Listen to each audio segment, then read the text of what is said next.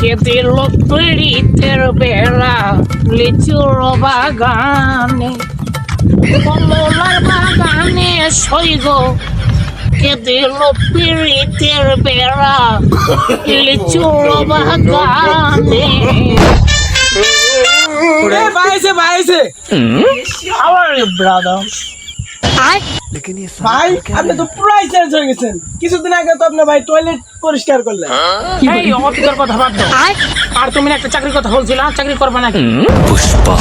তাহলে তোমাকে সারা বাড়ি চাকরিতে ঢুকাই দে। মানুষের তো ভালোই আছে।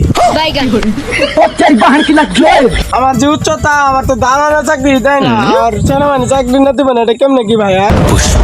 আরে ভাই সমস্যা নাই, সেনাবাহিনী আমার ছোট ভাই। তুমি যদি 2 ফুট হও না তাও ঢুকাই দিব মানে চাকরিতে।